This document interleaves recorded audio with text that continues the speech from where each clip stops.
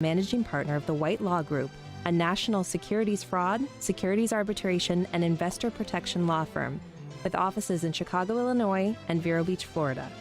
The White Law Group has represented hundreds of investors in FINRA arbitration claims against their brokerage firms, and throughout this show, Mr. White will shine a light on some of the tricks of the brokerage industry, while also providing valuable information for investors on how to successfully navigate the investor-financial advisor relationship.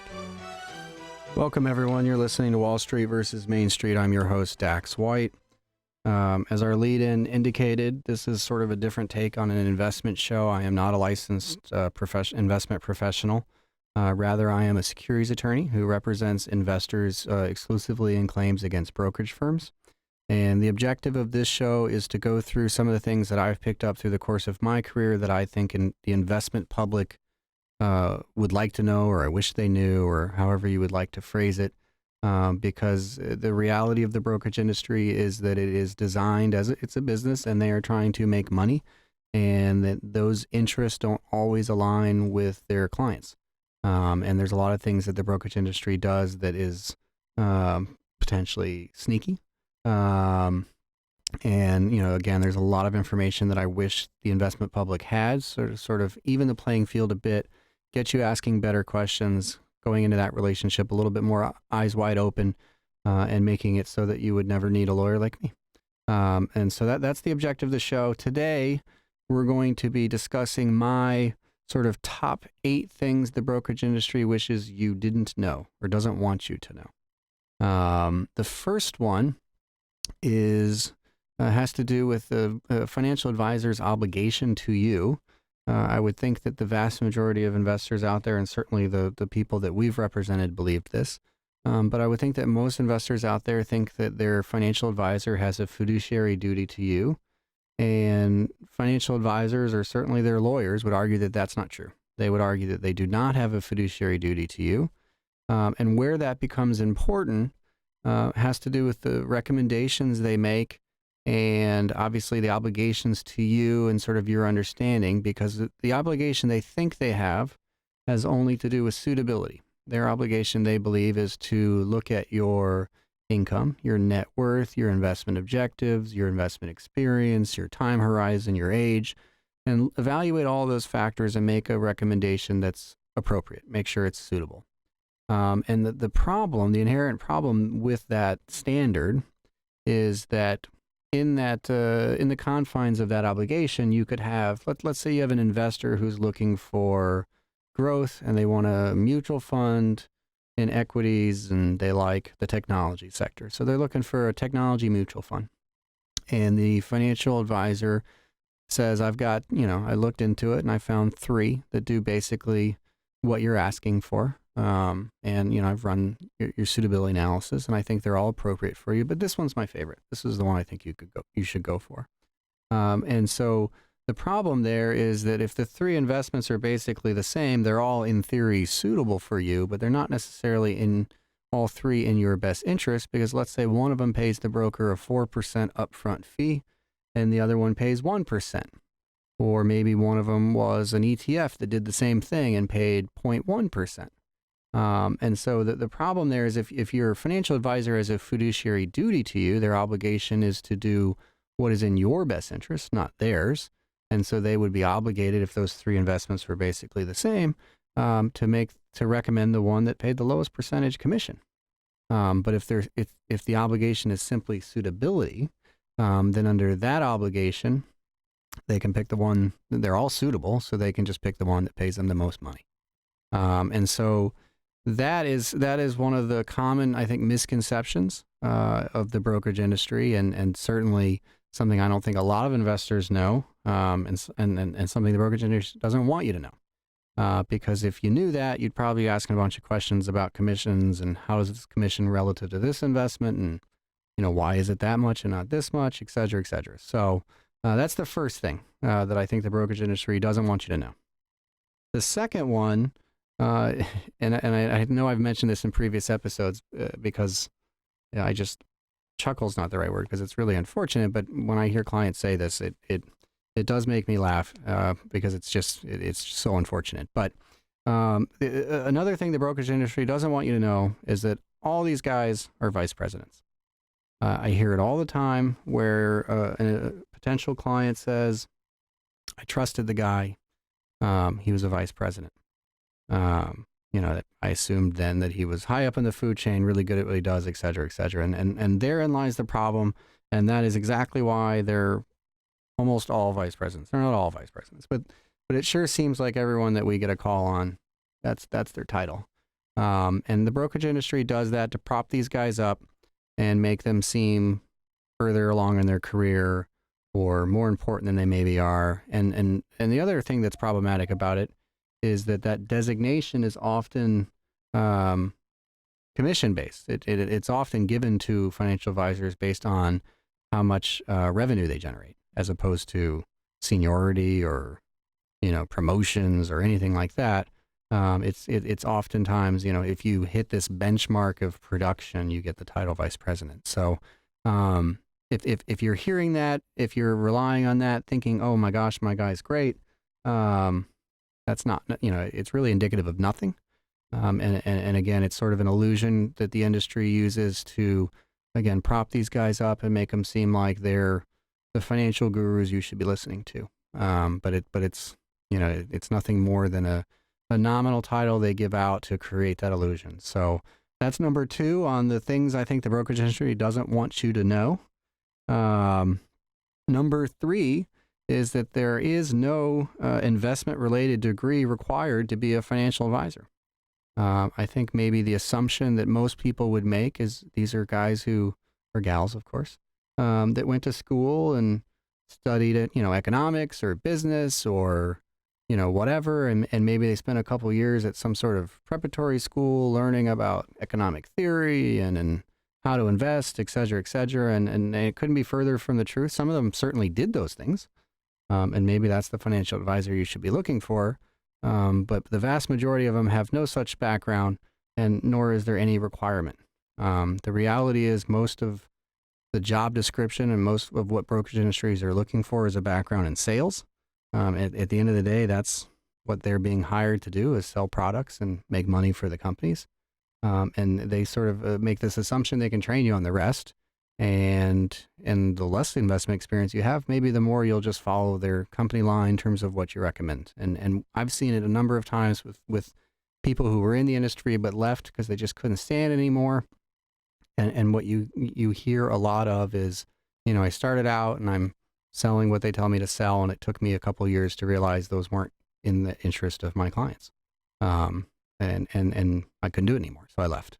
And that's a fundamental disconnect, I think, between perception and reality in terms of investors, their understanding of the brokerage industry.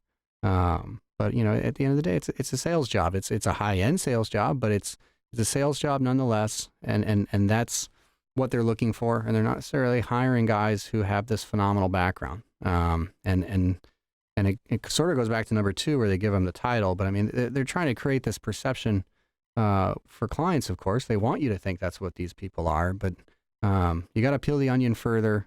And again, there certainly are people out there that fall into that category, and they're unquestionably great financial advisors in the industry, but they're not all like that. And so, it's a false assumption if you're thinking, oh, I'm meeting with a financial advisor. He must have this great background. He went to Wharton. He did this and he did that. And it's, I actually, in college worked at a brokerage firm for a bunch of financial advisors as just like a clerk job. And several of the most successful guys in that office didn't even go to college. I don't know that a lot of brokerage firms hire non-college educated people, but again, it's not like it's a FINRA requirement to get registered in the business to sell securities that you have this background. The fourth thing that I think the brokerage industry wishes you didn't know or doesn't want you to know is that financial advisors are not required to carry insurance. Your basic errors and admissions, E&O coverage. I would think that most people would assume, if my broker, screws up, he's probably got some E&O. And for many financial advisors, that's true. A lot of them, just because I think that's smart business practice, do have, insurance, but it's not a requirement. and it's not across the board. And unfortunately, in the saddest instances, the most extreme instances where you have a really, horrible financial advisor who's taking advantage of people in a very egregious way, those are usually the ones who didn't get E&O. Those are the guys who you sue them and they just leave the industry and they've spent the money and good luck finding them. And there's no one left holding the bag. So, don't assume that your financial advisor has E&O insurance. Obviously, you're never entering into this relationship hoping that you're going to be suing them and that they'll have insurance. You're hoping, of course, that never happens because that would require you to lose money first. But I think there is this assumption amongst a lot of investors that, worst case scenario, I can go after them and there'll be some insurance there. And the reality is that's not true. The fifth thing I think the brokerage industry doesn't want you to know, and this has to do with the smaller players, not the Morgan Stanleys of the world. But the fifth thing is that it's actually incredibly easy to open a brokerage firm, and you don't need a lot of money to do it. The requirements to open a brokerage firm, in terms of your capitalization, the amount of money that you have on hand, can be as low as $5,000. There are brokerage firms out there that have a $5,000 net capital requirement, so they only have to have $5,000 on hand to stay open. And it goes up from there, but there are a lot of firms that fall into that category, and it sort of speaks to the last one in terms of your expectations and your risk. I think, again, the assumption is you see this financial advisor who's got, registrations, and he's a registered financial advisor in the industry, and he works for this company, and, there's all this backing behind him. And that's, of course, the perception they're going to want to try to create so that you're willing to do business with that company.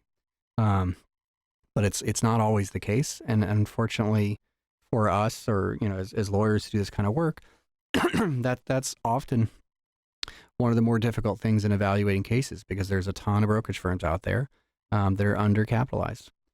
So you get into a situation where they did wrong, and you try to bring a claim and they just fold up shop, or they call and say, we're a $5,000 brokerage firm. If you, sue us and win and get an award for more than that, we're just going to fold up shop. And I find that deplorable and unfortunate, and I wish regulators would step in, but that is the reality, and I don't think a lot of people realize that. Again, I think the perception is that if something happens, I've got this big company behind me, and, I can reach out to them, sue them, whatever is required to get them to step up and make right the wrongs of their employee. But in a lot of cases that, and again, it's the most extreme cases. It's the ones where the financial advisor stole the money, or it was a Ponzi scheme, and there's just nobody left. There's nothing there. So, that's something I don't think a lot of people realize, and I wish they did, because they might ask more questions and ask about, how many financial advisors work at this company? How big are you guys? How many offices do you have? Do you carry, that kind of thing. The sixth thing that I think the brokerage industry doesn't want people to know, or wishes they didn't know, is that there are a number of financial advisors out there in the industry right now, as we speak, that have been sued by their clients in excess of 40 times. I would think that most people would assume that if you get sued enough times, the regulators step in and kick them out of the business, or the brokerage firms stop hiring them. Because they've been, sued so many times. But the reality is, if you're still profitable as a financial advisor, if your book of business is big enough, and if the cost benefit analysis is such that they, every couple of years they have to pay out on a few customer complaints, but overall you're still profitable to them, they will keep you. They will hire you. They will keep you there. Again, I see it all the time where we get involved in litigation with a financial advisor, and you see their record, and they've been sued. I think the most I saw was like 66 times, and he was still in the business, still working. Regulators sometimes will step in, but there's not like a trigger number where if a guy gets sued 20 times, they're going to investigate. It's more happenstance. It's, who complained, is there a reason to step in and investigate here? And so they'll catch some of the bad guys, but not all of them. And I think that would shock a lot of people, and certainly the brokerage industry wouldn't want you thinking, oh, my vice president, who's got this great background that he doesn't really have, has been sued 45 times. Because if you knew that information, I'm sure you wouldn't entrust your life savings to that person.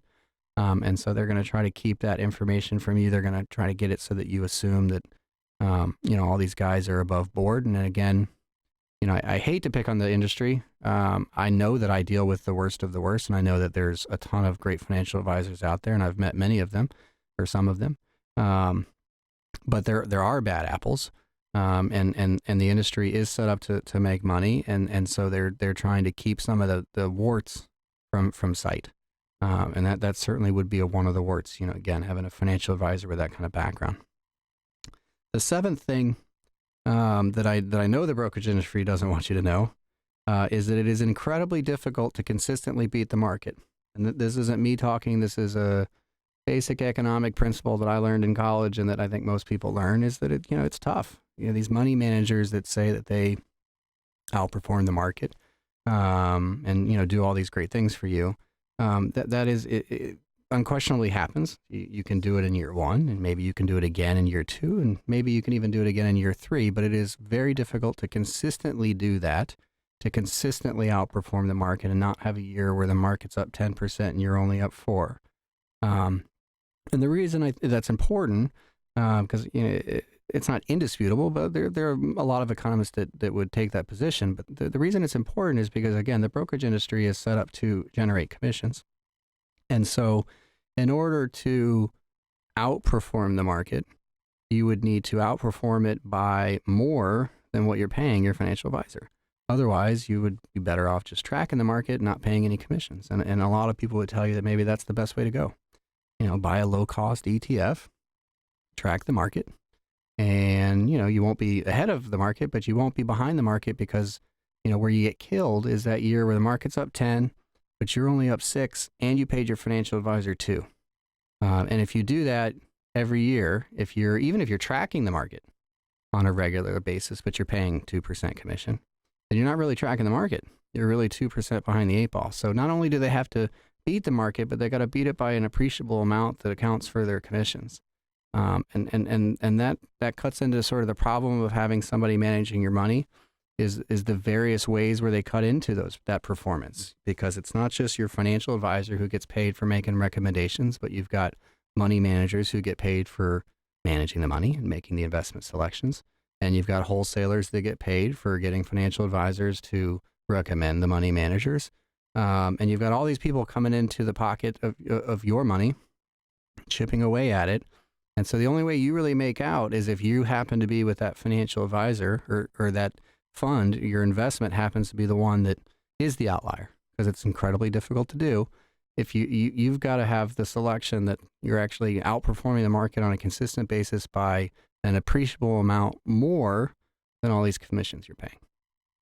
And when you look at the market in that sense, and when you think about the way the business is structured and set up in terms of these people helping you manage your money and helping you, reach a retirement goal, and when you factor in the fact that it's really hard to beat the market, and you got to be paying these commissions, so you got to beat the market by more than just a little bit, it makes you question whether or not